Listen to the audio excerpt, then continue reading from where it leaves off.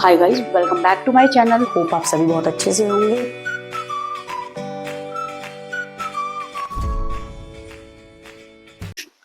Hi guys, welcome back to the channel. Hope आप सभी बहुत अच्छे से होंगे। आज हम पढ़ने जा रहे हैं क्लास 12 बिजनेस का नेक्स्ट टॉपिक। और आज का टॉपिक क्या है? Management as a profession. तो देखिए बेटा, क्या है मैनेजमेंट एज अ प्रोफेशन। देखिए प्रोफेशन क्या चीज है। Profession is an economic activity which require specialised knowledge and skills. देखिए प्रोफेशन क्या चीज होती है। एक प्रोफेशनल बंदा क्या होता है, बहुत ध्यान से सुनना। एक प्रोफेशनल बंदा क्या होता है? जिसके पास नॉलेज स्किल्स सब कुछ हो, थ्योरेटिकल नॉलेज भी हो। ठीक है, अगर हम बोले, अगर मैं आप लोगों को पढ़ा रही हूँ, फॉर एग्जाम्पल अगर मैं आप लोगों को पढ़ा रही हूँ, तो सिर्फ एक बात, ये पढ़ाना ही सब कुछ नहीं होता। तो मैंने भी कुछ पढ़ाई कर रखी होगी, तभी तो मैं आपको पढ़ाने में आई हूँ। तो मेरे पास स्पेशलाइज नॉलेज और स्किल्स होगी। जैसे फॉर एग्जाम्पल अगर कोई मुझसे पूछने लगे why you are a professional teacher, तो मैं क्या आंसर दूंगी? Because I have done what, BBA, BCom, MBA, MCom, MA economics, BEd, ठीक है, एमए इन साइकोलॉजी, ठीक है, post graduation degree in guidance and counselling. तो मैं तभी तो एक प्रोफेशनल हूँ, तभी तो मैं आपको पढ़ाने आई हूँ विद 13 ईयर्स ऑफ एक्सपीरियंस। ठीक है, अगर सेम कोई डॉक्टर है, उसके पास एमबीबीएस डिग्री, एमडी होगा, तो भी तो वो डॉक्टर होगा। कोई सीए है तो उसके पास चार्टर्ड अकाउंटेंट की डिग्री होगी, तभी तो वो चार्टर्ड अकाउंटेंट है। तो ये बात बोले, एक प्रोफेशनल पर्सन कब कहलाया जाएगा? जब उसके पास थ्योरेटिकल नॉलेज, ठीक है, और प्लस स्किल्स रिप्रेजेंट करने के लिए हो, तो वो कहलाया जाएगा प्रोफेशन किसी पर्सन का। A profession is an economic activity which requires specialised skills और व्हाट नॉलेज। तो प्रोफेशन एक इकोनॉमिक एक्टिविटी है जो किस चीज से कोई पर्सन प्रोफेशन कहलाया जाता है, प्रोफेशनल कहलाया जाता है, sorry, he with specialised knowledge और स्किल से। तो प्रोफेशन क्या है? एक इकोनॉमिक एक्टिविटी है हमारी इकोनॉमी के अंदर, जो किस चीज से रिक्वायर्ड होती है, विच रिक्वायर्ड। प्रोफेशनल बनने के लिए क्या रिक्वायरमेंट होती है? आपकी नॉलेज और skills. A person is said to be a professional if he or she must be having what knowledge and skills in his specialized field. Okay, अब है आपका फीचर्स ऑफ प्रोफेशन और evaluation of management as an profession. देखिए features of profession, और हम evaluate करेंगे क्या management as a profession है या नहीं है। देखिए पहला, well defined body of knowledge. Well defined body of knowledge में क्या है? Management fulfils this criteria as it include a set of theories, principles formulated by various expert. मैंने आपको बताया well defined body of knowledge क्यों है, क्योंकि हमारे जैसे साइंस में भी आपको पता है थ्योरीज वगैरह होती है, यूनिवर्सल एप्लीकेबल होती है, लेकिन इसके अंदर क्या चीज है? Well defined body of knowledge. इसलिए कहा गया है, इसकी भी थ्योरीज और प्रिंसिपल्स हैं जो हम ऑर्गेनाइजेशन में लगाते हैं और फिर हमें ऑर्गेनाइजेशन गोल अचीव होती है। जैसे कि नेक्स्ट चैप्टर में आप पढ़ेंगे प्रिंसिपल ऑफ मैनेजमेंट। मैंने पहले भी बताया अपनी और वीडियोज में, प्रिंसिपल ऑफ मैनेजमेंट 14 प्रिंसिपल होते हैं जिसके कारण हम क्या चीज करते हैं। और ये भी याद रखना, फिर पूछ रही हूं मैं, प्रिंसिपल्स 14 प्रिंसिपल किसने बनाए हुए हैं? हेनरी फ्योल ने। ठीक है, वो कौन है? मैनेजमेंट एक्सपर्ट, जिससे हम ऑर्गेनाइजेशन गोल अचीव करते हैं अपनी ऑर्गेनाइजेशन में लगा के। ठीक है, तो ये क्या चीज है? मैनेजमेंट एज अ प्रोफेशन है आपका। Ethical code of conduct. देखिए एथिकल कोड ऑफ कंडक्ट, एथिकल्स होते हैं कुछ रूल्स एंड रेगुलेशंस। ठीक है, रूल्स एंड रेगुलेशन। तो एथिकल कोड ऑफ कंडक्ट क्या हो गया भाई? Rules and regulation. हर एक, याद रखना, हर एक प्रोफेशन के अलग होते हैं।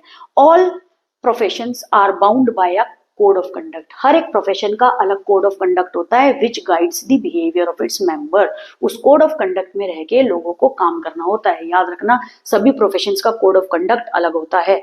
अब जैसे फॉर एग्जांपल कोई लॉयर है, लॉयर का क्या चीज है? Code of conduct, bar council of India. तो और काम करने का तरीका, कोड ऑफ कंडक्ट अलग होगा, जिससे वो क्या चीज होगा? सबका, मेरे कहने का मतलब है बेटे, अलग अलग कोड ऑफ कंडक्ट है हर प्रोफेशन का। ठीक है, नेक्स्ट है आपका restricted entry. Management as a profession does not fulfil this criteria as anyone can be called manager regardless his और हर एकेडमिक क्वालिफिकेशन। अब एक बात ध्यान से सुनिए, अगर हम किसी पर्सन को कह दें इससे तो बहुत एक्सपीरियंस है, तो इसको मैनेजर बना दो किसी भी कंपनी का। अगर हम कह दें भाई इसे किसी ने डिग्री तो ली भी नहीं है लेकिन सर्जन है, इसको लाइक ऑपरेशन करवा दो इससे, तो ऐसा तो पॉसिबल नहीं होगा अनटिल एंड अनलेस उसके पास डिग्री ना हो। अगर किसी डॉक्टर के पास एमबीबीएस या एमडी की डिग्री ना हो तो ही और she will be a doctor? No. ठीक है, तो ये बात याद रखना, मैनेजर के लिए तो एमबीए होना जरूरी है। अगर किसी के पास एमबीए क्वालिफिकेशन नहीं है तो क्या वो मैनेजर कहलाया जाएगा? A peon can be a manager. ठीक है, अगर पियोन है 5th क्लास पढ़ा हुआ है, क्या उसको मैनेजर बना सकते हैं? तो रिस्ट्रिक्टेड एंट्री है, तो management as a profession does not fulfil this criteria as any one can be called manager, can be called a manager regardless his academic qualification. हम किसी को वैसे तो मैनेजर नहीं कह सकते हैं, तो बोल रहे हैं रिस्ट्रिक्टेड एंट्री है, मैनेजमेंट एज अ प्रोफेशन के अंदर does not fulfil this criteria, किसी भी पर्सन को मैनेजर नहीं कर सकते अगर उसकी क्वालिफिकेशन पूरी नहीं है। ठीक है, अब है आपका professional association. Unlike other profession it is not necessary to be a member of such an association to become a manager. देखिए, अगर कोई पर्सन मैनेजर बन रहा है और उसने एमबीए करा हुआ है, तो उसको लाइक प्रोफेशन के अंदर है, मैंने आपको बताया सीए है, डॉक्टर है, एमबीबीएस डिग्री होनी चाहिए, फिर उनको कुछ ट्रेनिंग दी जाती है, जैसे मैंने लॉयर का बताया, बार काउंसिल ऑफ इंडिया है, ठीक है, सबके कोड ऑफ कंडक्ट में रह के काम करना होता है। तो मैनेजर को इन सब चीज से नहीं जुड़ना होता, समझ रहे हो, कोई प्रोफेशनल एसोसिएशन के साथ जुड़ना नहीं होता है। तो unlike other profession it is not necessary to be a member of such an organisation to become a manager. ठीक है, तो ये भी एप्लीकेबल नहीं है। तो conclusion, management does not meet the exact criteria of a profession. तो management एक एग्जैक्ट क्राइटेरिया ऑफ प्रोफेशन को पूरा नहीं करती, तो मैनेजमेंट आपका एग्जैक्ट प्रोफेशन नहीं है, ये बात याद रखना। Okay, clear? ठीक है, अगर बच्चों आपको स्क्रीनशॉट चाहिए हो तो आप ले सकते हैं बहुत आराम से। ठीक है, आप स्क्रीनशॉट इजीली ले लो। ओके, देखिए अब आगे, अब है आपकी केस स्टडी। केस स्टडी सबसे पहले भाई हम क्या करेंगे, क्वेश्चन पढ़ेंगे कि क्या चीज पूछ रहे हैं। Give any 3 reason in support to your answer. छोटी सी केस स्टडी है तो हम इसको रीड ही कर लेंगे। Mister Nitin Singhania father as a good business of iron and steel. देखिए, mister Nitin Singhania's father has a good business of iron and steel. जो मिस्टर नितिन सिंघानिया है, उनके फादर का बहुत अच्छा बिजनेस है आयरन और स्टील का। He wants to go to the USA for his MBA. लेकिन उनको कहाँ जाना है? He want to go to the USA for his MBA, but his father thinks that he should join the business. लेकिन उनके father क्या think कर रहे हैं कि उनको बिजनेस ज्वाइन करना चाहिए on the basis of emerging trend. Emerging trend होते हैं जो चेंजेस होते रहते हैं, इमर्जिंग ट्रेंड्स। ठीक है, do you think that mister Singhania should send his son to USA? Give any 3 reason in support of your answer. ठीक है, इमर्जिंग ट्रेंड्स होते हैं, जैसे ट्रेंड्स होता है चेंजेस, ठीक है, ट्रेंड आना, कुछ न्यू आना। तो क्या mister Singhania should send his son to the USA? उसके 3 आंसर आपको देने हैं। Yes, according to me, Mr. Singhania should send his son to USA for his MBA. Management is being recognized as a profession to a great content. समझ रहे हो? Management is being recognized as a profession. Management as a profession कब कहलाया जाएगा? हाँ, जब उसके पास क्या है, well defined body of knowledge, ethical code of conduct हो, समझ रहे हो, और सर्विस मोटिव हो। ठीक है, कुछ मोटिव हो उसका लाइफ में, तो क्या करना चाह रहा था? MBA, well defined body of knowledge बढ़ेगी, एथिकल कोड ऑफ कंडक्ट होगा और सर्विस मोटिव होगा। समझ में आया? 3 reason in support of your answer. तो क्या उसके पिताजी को, उसके फादर को, उसको एमबीए करने बाहर भेजना चाहिए? इमर्जिंग ट्रेंड होता है, नई नई चीजें जैसे आ रही है हमारी कंट्री में, तो कहने का मतलब ये चीज है, न्यू ट्रेंड अगर वो एमबीए करके लाएगा तो अपने बिजनेस को और अच्छा कुछ चेंजेस कर सकता है अपनी ऑर्गेनाइजेशन के अंदर और बिजनेस को और बढ़ा सकता है। तो हाँ, उसके फादर को एमबीए करने उसको बाहर भेजना चाहिए। किस वजह से? Well defined body of knowledge. ठीक है, management is being recognised as a profession to a great extent. ठीक है, well defined body of knowledge, ethical code of conduct और सर्विस मोटिव। आई होप आपको समझ आया और अच्छी तरीके से इसको अच्छे से पढ़ना बेटा। नेक्स्ट है आपका functions of management. Functions of management बहुत इजी है, planning, organising, staffing, directing, controlling. आप याद रखना, ये सारे आपके चैप्टर्स के नाम हैं, ये हमारी बुक में चैप्टर्स हैं। ठीक है, और ये एक सीरीज होती है।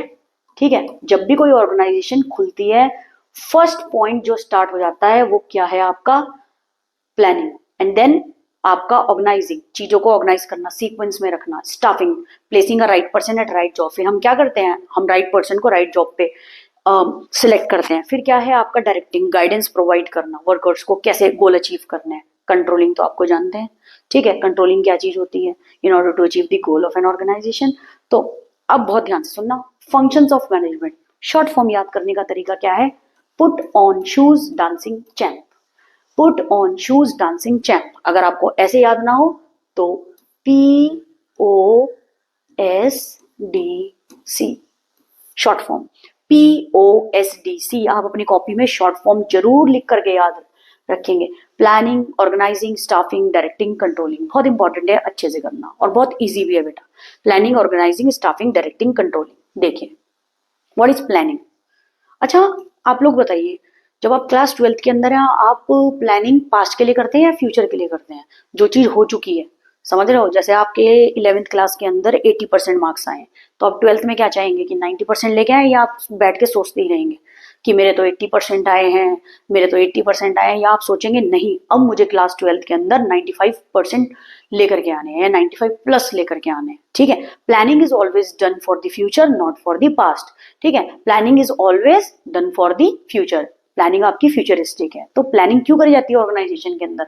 अब देखिए, planning relates to determining in advance what is to be done. ठीक है, and who is to do it. देखिए कौन करेगा और क्या काम करना है। तो प्लानिंग किस चीज से हम एडवांस में डिसाइड करके रखते हैं, what is to be done, क्या काम हमें करना है ऑर्गेनाइजेशन के अंदर, और उस काम को कौन करेगा। अब आ गई भाई ऑर्गेनाइजिंग। ऑर्गेनाइजिंग क्या चीज होती है? Organising is the process of bringing together human physical and financial resources. ठीक है, ह्यूमन बीइंग को एक साथ काम करवाना, फाइनेंशियल रिसोर्सेज की कहां से हमारे को अगर पैसों की जरूरत पड़ गई उन रिसोर्सेज को पहले से तैयार रखना, एंड स्टेबलाइजिंग प्रोडक्टिव रिलेशन। देखिए ऑर्गेनाइजिंग, अब बहुत ध्यान से मैं आपको बात बता रही हूँ। सपोज करो हमारी ऑर्गेनाइजेशन के अंदर रॉ मटेरियल ले आए हम, ठीक है, और हम ले आए मशीन्स ले आए हम, ठीक है। अगर ह्यूमन बीइंग ना हो तो क्या हम गोल अचीव कर पाएंगे? तो हमें किस चीज की जरूरत है? रॉ मटेरियल, मशीन्स और इन ह्यूमन बीइंग की। वो होता है ऑर्गेनाइजिंग। रॉ मटेरियल अरेंज करा भाई, मशीन अरेंज करी, ठीक है। फाइनेंशियल रिसोर्सेज भी लिख सकते हो, फाइनेंशियल रिसोर्सेज, अगर पैसे की कमी पड़ जाए तो रॉ मटेरियल खरीदने के लिए तुरंत हमारे पास इस चीज की भी सुविधा होनी चाहिए। प्लस ह्यूमन बीइंग, क्योंकि ह्यूमन बीइंग ही तो जो वर्कर्स होंगे, जो स्टाफ होंगे, जो एम्प्लॉयज होंगे, वही तो काम करेंगे रॉ मटेरियल और मशीन के साथ। ठीक है, तो जिससे क्या होगा, हमारा प्रोडक्शन बढ़ेगा और ऑर्गेनाइजेशन गोल अचीव हो पाएंगे। ठीक है, क्लियर? तो ऑर्गेनाइजिंग क्या चीज होता है? Is the process of bringing together human, physical, financial resources और स्टैब्लिश करेंगे प्रोडक्टिव रिलेशन, इन सबके बीच में एक गुड रिलेशन, ताकि प्रोडक्शन हमारा ज्यादा से ज्यादा बढ़े। अब आया भाई हमारा स्टाफिंग। स्टाफिंग इन्वॉल्व्स, ठीक है, staffing involves manning the organisation all structure in order to fill in the roles designed into the structure। देखिए स्टाफिंग क्या चीज होता है? इन्वॉल्व्स मेनली दी ऑर्गेनाइजेशनल। मैं आपको बस एक चीज बात बोलूंगी, स्टाफिंग क्या चीज होता है। Staffing is a process of selecting a right person eight right job. ठीक है, selecting a right person eight right job. Staffing is the process जो इन्वॉल्व करता है ऑर्गेनाइजेशन के अंदर किस चीज के लिए? ये right person at the right job. ठीक है, staffing involves managing the organisational structure in order to fill the roles design into the structure. Roles का मतलब कौन हो गया? एम्प्लॉयज को उस तरह से काम देना जिस पोजीशन पे उनको हमने क्या चीज करा है, हमने फुलफिल करा है। ठीक है, अब आ जाइए आप डायरेक्टिंग। डायरेक्टिंग क्या चीज है? डायरेक्टिंग है आपका, directing involves leading, influencing and motivating employees to perform the task assign to them. Directing क्या इन्वॉल्व करता है? लीडिंग करना, गाइड करना, लीड करना, टीच करना। लीड का मतलब टीच करना किसी को, डायरेक्शन प्रोवाइड करना, इन्फ्लुएंस करना, मोटिवेट करना एम्प्लॉयज को, ताकि जो टास्क उनको दिया है वो इजीली वो कर पाए।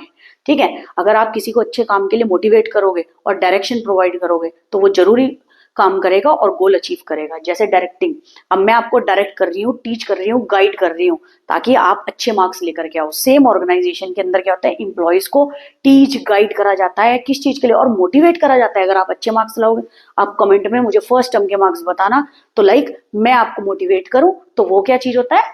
एक अच्छे काम के लिए मोटिवेट करना, वो होता है डायरेक्टिंग। क्योंकि एज अ टीचर अगर आपके अच्छे मार्क्स आएंगे तो क्या चीज होगा? मुझे बहुत खुशी होगी। ठीक है, तो लाइक क्या चीज होगा? ये आपका खुद का मोटिवेशन भी बढ़ेगा कि लाइक मैम से पढ़ के हमारे मार्क्स बहुत अच्छा है। ठीक है, अब है controlling.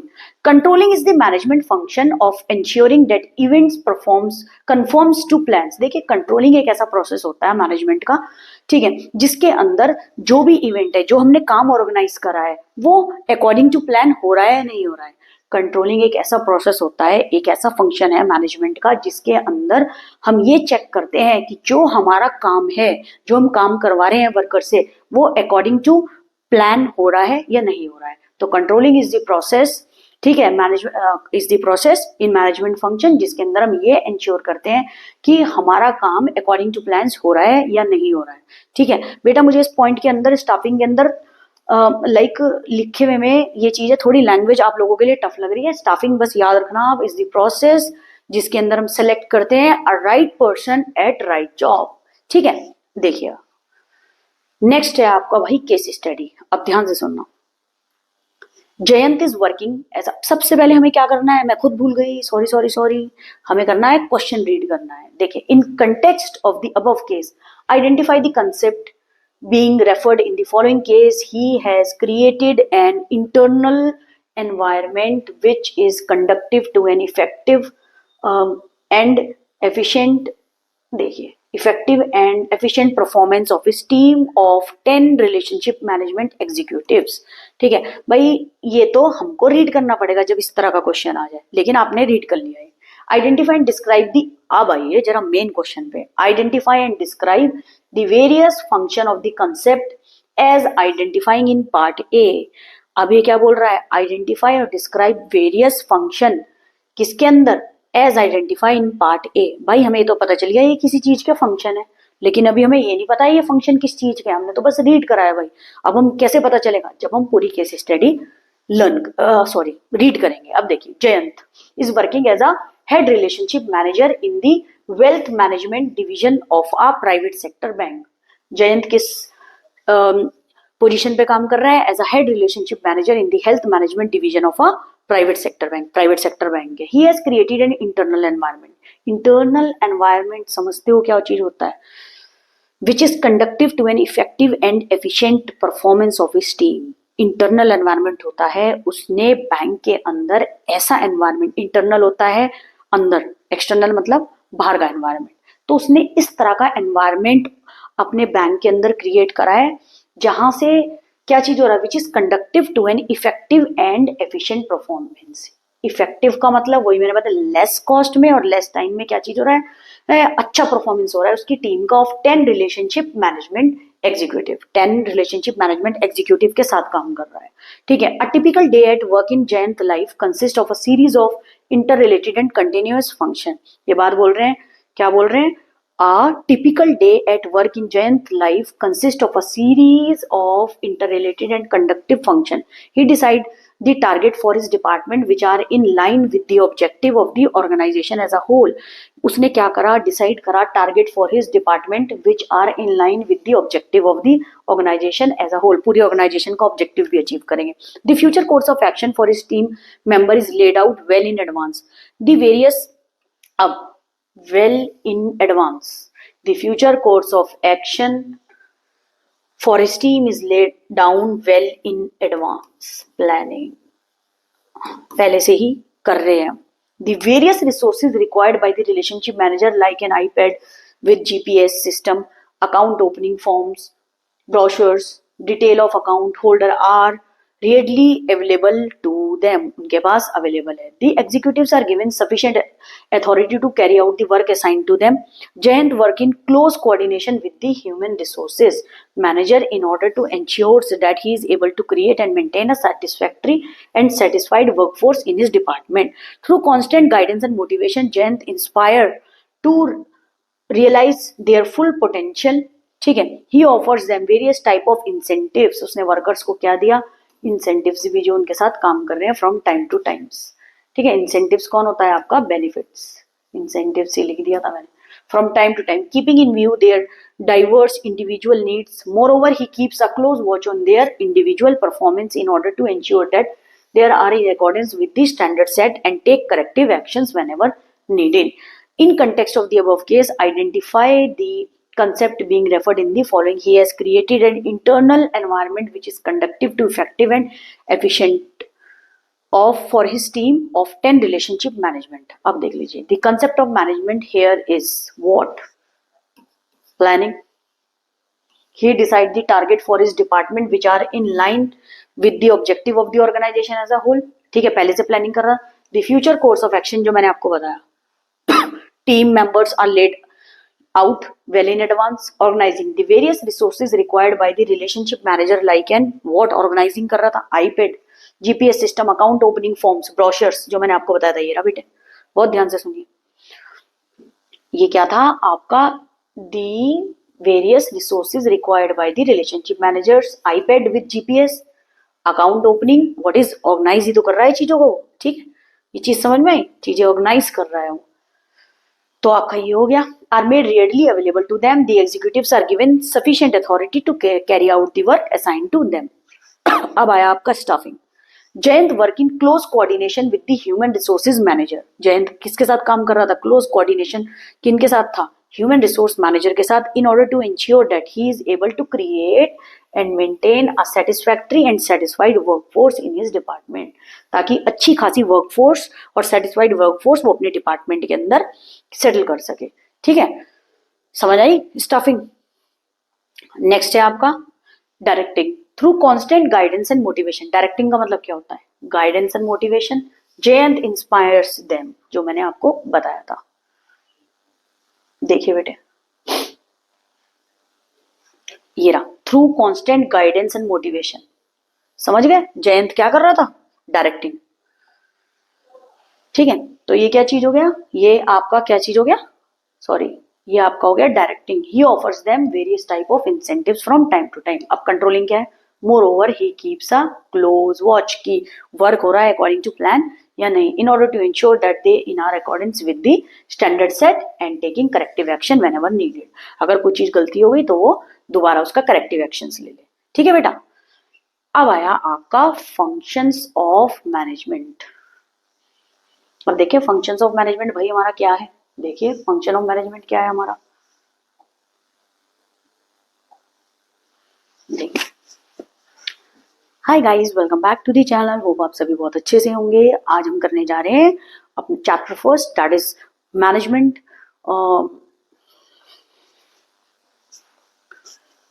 Hi guys, welcome back to the channel, hope आप सभी बहुत अच्छे से होंगे। आज हम करने जा रहे हैं chapter first of business studies, that is management, और उसका टॉपिक आज हम क्या करेंगे, हम करेंगे जी भाई functions of levels of management. अब देखिए लेवल्स ऑफ मैनेजमेंट क्या होता है, हमारी मैनेजमेंट के अंदर 3 लेवल होते हैं। ठीक है, याद रखना 3 लेवल्स ऑफ मैनेजमेंट होती है, एक होता है आपका टॉप लेवल, दूसरा होता है मिडिल लेवल, और थर्ड क्या होता है आपका लोअर लेवल।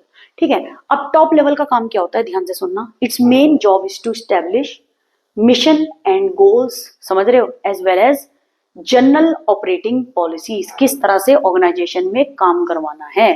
मेन जॉब क्या चीज होती है, इसका क्या चीज होता है, टू स्टैब्लिश मिशन, किसी गोल को कैसे अचीव करना है, एक मिशन सेट कर देना, as well as the general operating policy, पूरी ऑर्गेनाइजेशन के अंदर कैसे, समझ रहे हो, प्रोडक्शन वगैरह लोगों से कैसे कराना है। ठीक है, डिसीजन मेकिंग पावर भी इनके पास होती है, और इसके अंदर कौन कौन आते हैं, चेयरमैन, मैनेजिंग डायरेक्टर, एमडी और जनरल मैनेजर। याद रखना, chairman, MD and general manager. अब आया आपका मिडिल लेवल। मेन जॉब क्या होता है, इंप्लीमेंटिंग एंड कंट्रोलिंग प्लान्स, जो इन लोगों ने डिसीजन ले लिया, टॉप मैनेजमेंट वालों ने, उसको इंप्लीमेंट करना और प्लान को कंट्रोल करना एंड स्ट्रेटेजीज बनाना। स्ट्रेटेजीज क्या होते हैं, मानते हो, बताया आप लोगों को स्ट्रेटेजीज क्या होते हैं, स्ट्रेटेजीज होते हैं method, the way of doing something. strategies developed by top management। ठीक है, its main job is implementing and controlling plans and strategies developed by the top management। जो strategies किसने बनाई है, top management में। इसमें कौन कौन आता है बेटा, इसमें आता है, देखिए ध्यान से, marketing managers, human resources manager. ठीक है, समझ में आया, इसमें कौन कौन आता है, marketing manager, human resources manager. अब आ जाइए हमारा lower level of management. Lower level क्या होता है, it is largely responsible for carrying out day to day activities within the organisation. इसका काम क्या चीज है, carry out day to day activities, यानी प्रोडक्शन करना। ठीक है, और प्रोडक्शन करवाना, और वो कौन होते हैं, सुपरवाइजर्स और फोरमैन। ठीक है, इट इज लार्जली रिस्पॉन्सिबल कि वो डे टू डे जो आपकी ऑर्गेनाइजेशन के अंदर एक्टिविटीज है उसको कैरी आउट करवाना। सुपरवाइजर्स का काम क्या होता है, वर्कर से काम करवाना, सुपरवाइज करना, देख रेख रखना उनकी, वो काम कर रहे हैं या नहीं।